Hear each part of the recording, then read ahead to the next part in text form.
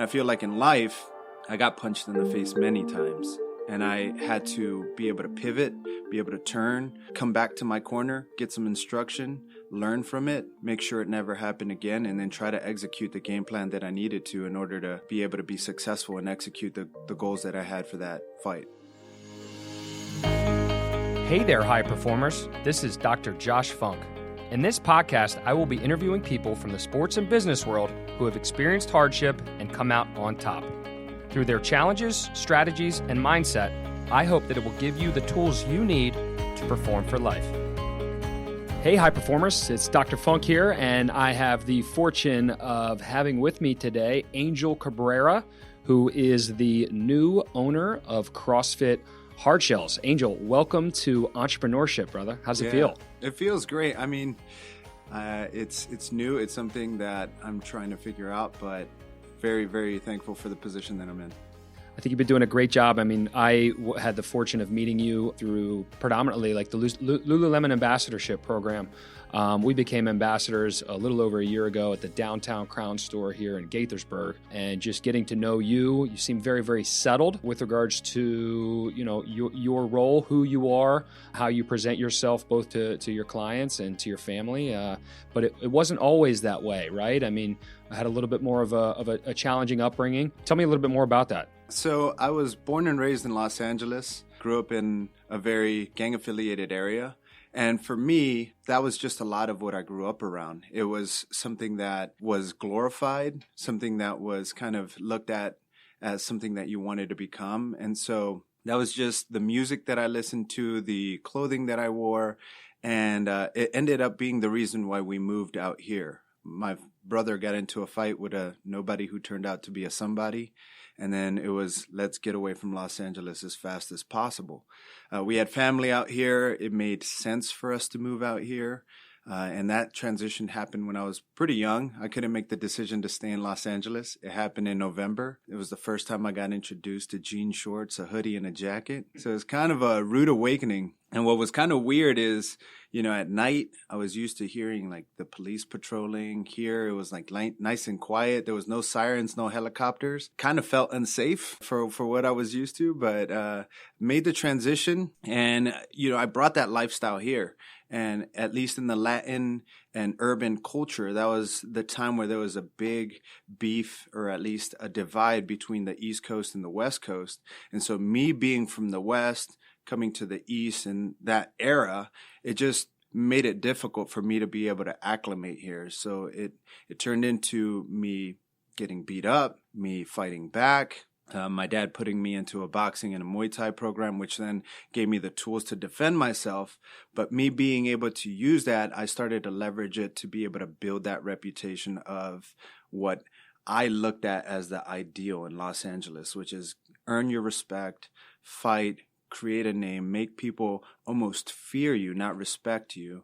And that made me go from school to school, went to alternative programs, and ultimately it got me expelled for being involved in some gang-related school fights. So for me, that was difficult. And once that happened, shortly after, my parents, you know, kind of brought the whip down and said, you need to get a job and you need to be responsible. And soon after, we found out that the girl that I was dating at the time ended up being pregnant. I'm 16 years old, and I'm having to essentially start to mature and become a man.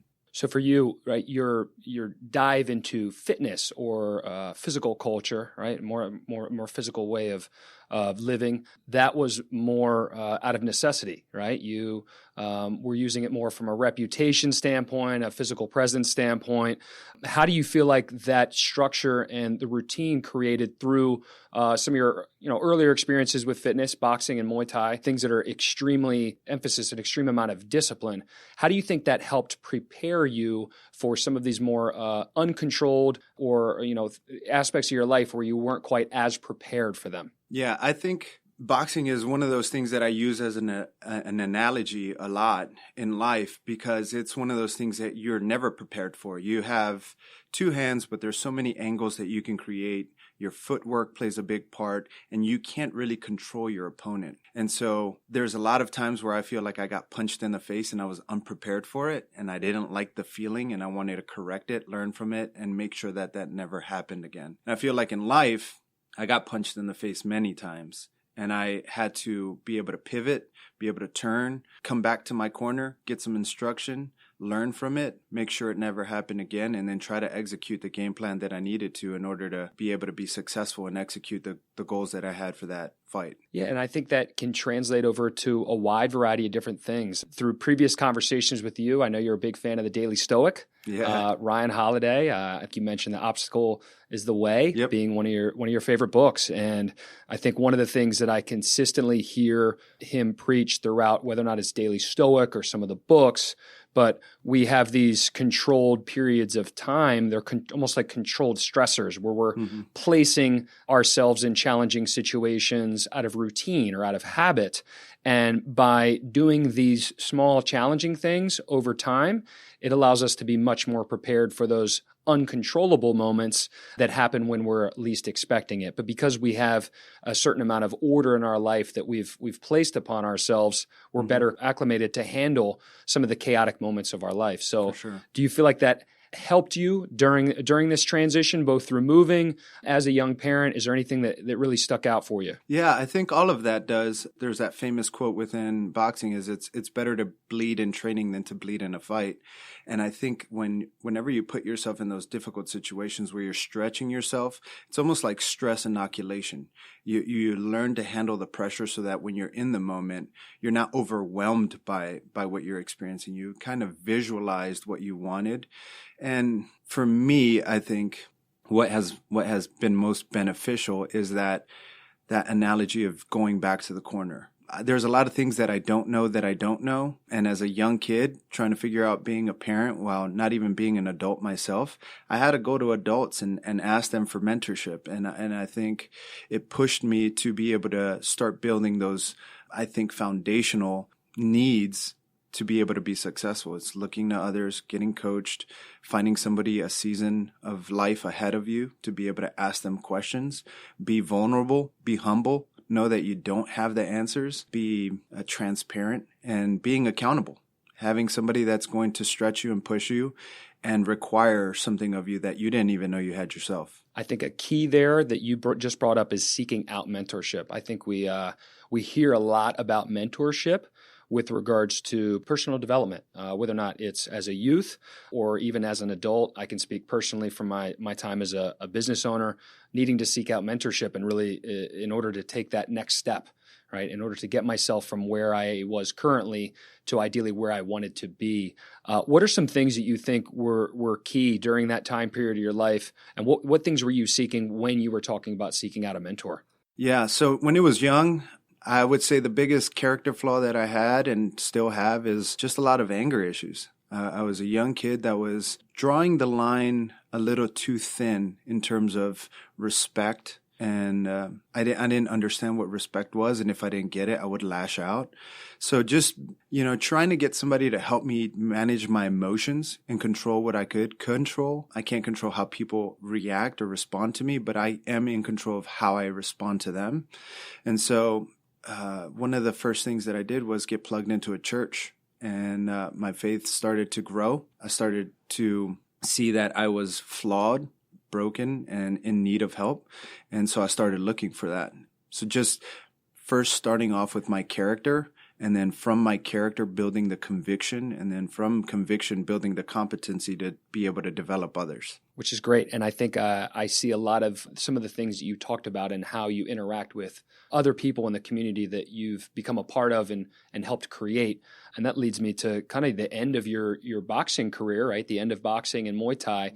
Tell me a little bit about that and then how you ended up finding CrossFit. Yeah, so I started boxing. My first fight was about 14. It was impromptu. There was an opponent who didn't have a fight, and they asked me what I weighed and if I was willing to fight. I said, sure. Fought up until the age of 22, started fighting within the WKA and amateur boxing. Actually fought for the Maryland Terp boxing team and helped coach them 2011 to 2013. And in 2011, as I was training, we went to a restaurant the restaurant had that little arcade game where you hit it and it tells you how many pounds per pressure you hit or whatever. You get enough guys that know how to punch and you give them the incentive of whoever gets the high score gets a free beer, you're going to get some pretty high scores. So after 3 Sam Adams, I was like, you know what? This is it. I'm going for it. Sam Adams got the best of me, threw off my hand coordination a little bit. I caught the plastic of the arcade game, and I ended up fracturing my 2 knuckles, my index finger and my middle finger. And I had to get restorative surgery on both my knuckles immediately. There was a little minor nerve damage, so I couldn't open and close my hand. And I was a few fights away from getting a title shot, which was pretty crippling. And then after that, right, you transitioned and into nothing. Into something. Oh, okay, Transitioned into nothing. Boxing again was all I knew. Never lifted a weight, never squatted, never deadlifted. It was in boxing. It's don't lift any weights. Be as light and as fast as possible. At least for as tall as I was in the weight class I was fighting in, you wanted to be quick on your feet, quick on your hands, not necessarily wanting to be strong. There was going to be a lot of shorter, stronger fighters in my category. So I gained almost 45 to 50 pounds over the course of 2 to 3 years. And my wife got me into a Spartan race. And in the Spartan race, they would send you an email and it would say, here's the workout of the day. It was very CrossFit-ish. I didn't know what it was like. It was just run, do some box jumps, squat. And after a while, I was telling one of my mentors at the time, and he said, you're doing CrossFit. Why don't you try it out? And so my wife, for my birthday, got me a Groupon to a CrossFit gym. We fell in love with it, joined, and have been rocking with CrossFit ever since. That's awesome. I mean, obviously, being something that you can do with your partner, I think that is amazing for people's personal relationships. I've seen it at least with regards to my sister and her husband, and the mutual commitment to fitness, the mutual commitment to each other. For example, when he gets up super, super early before work and would support her and join her with regards to her doing her workout, especially, as your wife can imagine after having a young child. But at what point did you start to take something that you had been exposed to, that you started to enjoy, and think it could be something that was a little bit more of a career for yourself? So at the time that I started CrossFit, I think my career journey was first work at Starbucks, because it was like the level entry job for anybody without a high school diploma. And then it was working construction. And after working construction, that's where I found my faith and started working for a church. And in that, I grew that conviction that I have gifts and talents that God's given me, and God gave me those gifts and talents to be able to serve others, not to make a name for myself. And so after working at this campus ministry where I was trying to develop young college students to think, how can we use everything that we've learned to be able to make an impact in this world? I thought, maybe I need to start making the impact that I'm talking about myself. And so I started coaching, doing a little bit of boxing, trying to do different kind of jobs. But I think throughout the course of the different jobs that I've done, what I saw was that I like working with people. I like coaching and taking these complex things and making them very simple. And I like using fitness as a way of teaching and getting to know people and connecting with them. And so even though I was doing construction or anything, I was coaching for a bit part-time, and I wanted more of it, and I wanted to figure out how I can get there.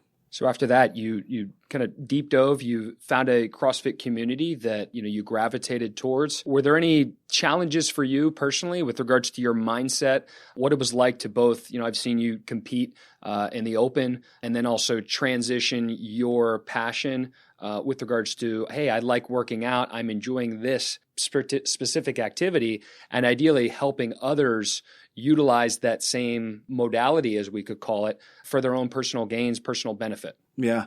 I think for me, I'm always struggling with self-deprecating thoughts. You're a high school dropout. You don't know what you're talking about. You don't have a kinesiology degree. You can barely pronounce some of the words in the textbooks you're reading. And so the fight for me was creating this earned confidence that I can speak from. So if it was boxing, I've been there. I can talk about why your foot should be where it should be, why your head should move in a certain direction. With fitness, I feel as though, especially in this time and age, you can't just offer mediocre service.